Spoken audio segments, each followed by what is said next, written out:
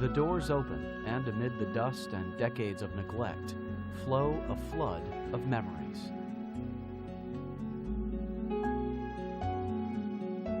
This old building, weather-beaten and stripped of an accumulation of paint jobs and much of its original glory, still reveals quite clearly a community.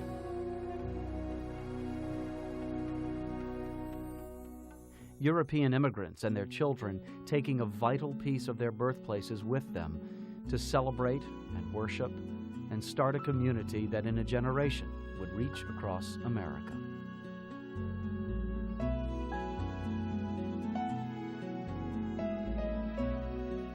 You didn't take the stuff home. You left it here. You came back every Shabbos and every Yontif and you used it and you kept it at your seat. See the lions up there? When I was little, they had red eyes. And they used to wink. And I knew they were coming after me. I just knew it. They scared me to death. For the men and women who spent their childhood at Chevra Themim Synagogue in Portsmouth, Virginia, that first look inside a place they had not entered in some cases 50, 60 years brought back to life the many people who created this community.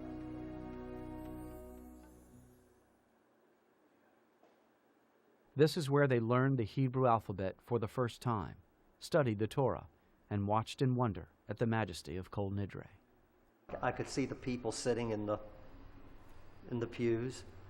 I could hear the davening, and it all came flooding back. I can remember sitting next to my father during a sermon and braiding the strings on the tallis.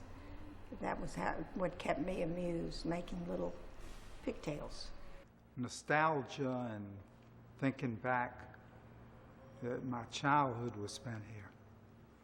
I remember being 5, 6 years old, coming here with my parents. 55 years ago, almost 55 years, high holidays, 1947. My recollection was of a much bigger shul.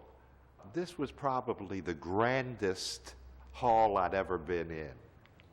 The last time I was in the synagogue here was in 1965, and that was at my father's funeral, and it was a real Orthodox funeral, and the place was packed, and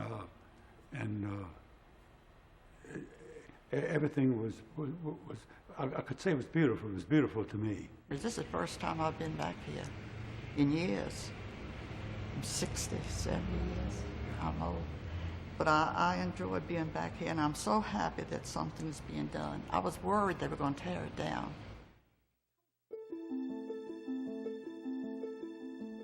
Chevra Themim, founded in 1917, by most accounts broke off from nearby Gam L'Chesed congregation because members wanted a more traditional Orthodox experience. In that light, it is perhaps ironic that in later years a controversy brewed. The women were ready to come down from the balcony. I can remember the women sitting upstairs, and I can remember them kind of revolting, wanting to sit with their mates or husbands, and they let them do it. I'm sure they had lots of controversy about it. I sat upstairs and the women downstairs. I wanted to learn Hebrew. So I go to Silverstein and I sat in the class. He said, "Get out of the class." I said, "Why?"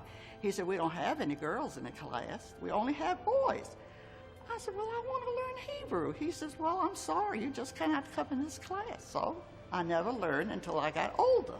During my father's term as presidency, he brought the women downstairs, which was a big thing in those days, against Orthodox credentials. But that seemed to help because they had a small congregation and they wanted the men and women to sit together. Memories don't always come in a straight timeline.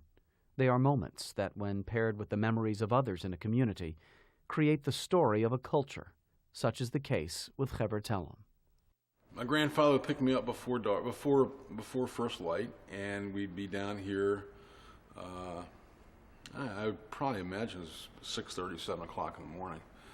And that was during the summertime. Wintertime, it was already light out. but my mother would have to push me out of the house almost to go with them. And I began to appreciate it and understand it. It's just the kind of thing a grandfather wants to do with his grandson. And we came down here, and a bunch of old religious men were chanting and davening, and I'd come in and sit with my grandfather in one of the pews in the back.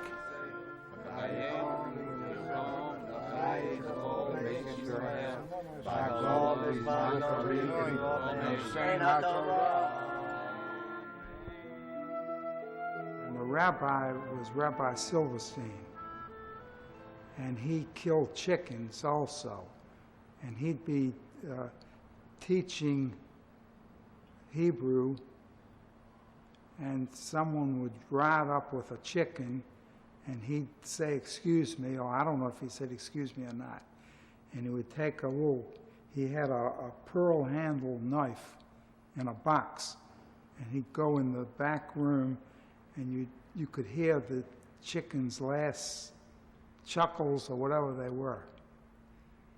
And then he'd come back and wash his hands and finish my Hebrew class.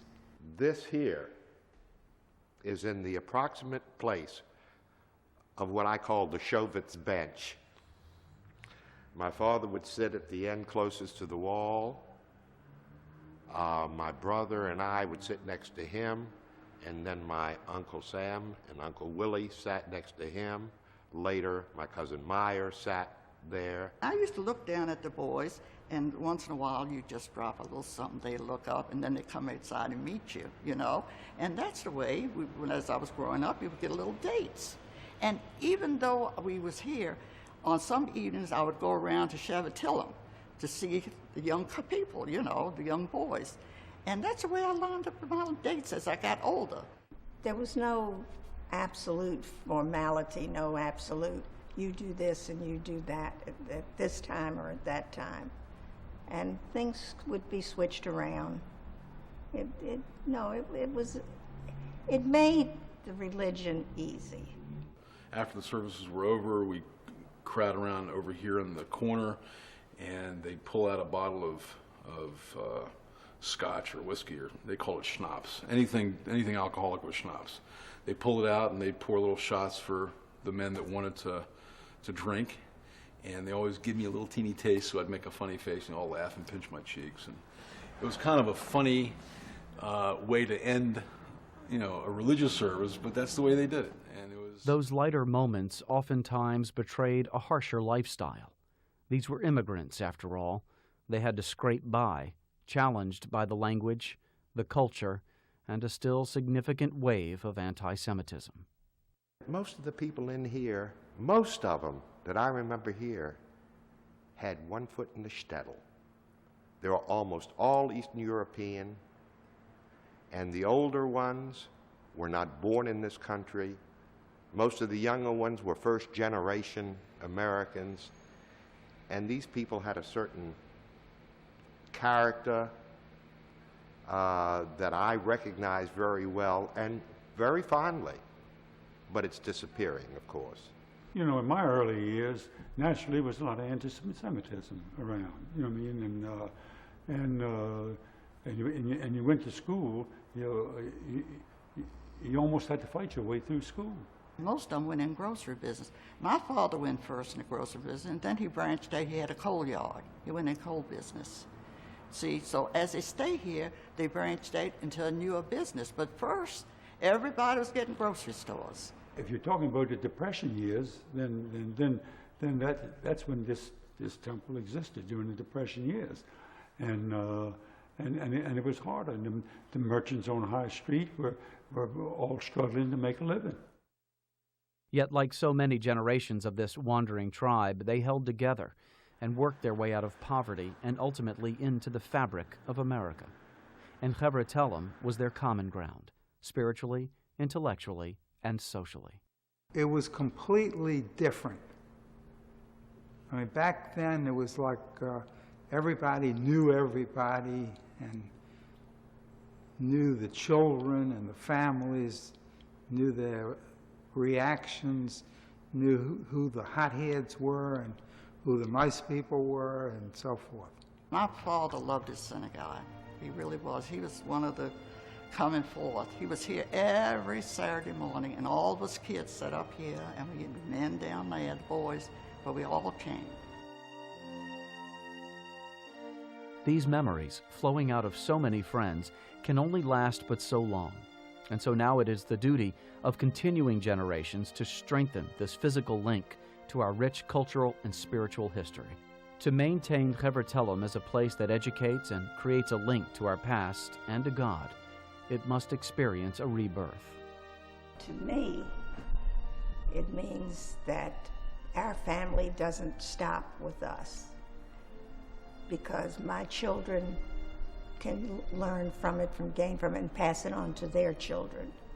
And that's a way of extending the whole religion. You are preserving a culture, and a very, very fine and rich, and very rich culture. And I'd love to see this thing go forward so very, very much. It'll bring back a lot of memories for a lot of people. It'll help people to find each other. Having something of a museum or a cultural center on this spot would mean much both to the greater Jewish community and to the Tidewater community, because it would be just one more spot they could point to with pride and say, here we have something that's exciting and talks about our origins. It'll live on forever, I hope. And you don't see many places like this. With new generations taking on the mission of saving Chevra Themim, the songs of our Jewish faith can once again fill these walls. The Jewish faith can be made familiar to both Jews and non-Jews alike. Chevra Themim Synagogue need never fade away.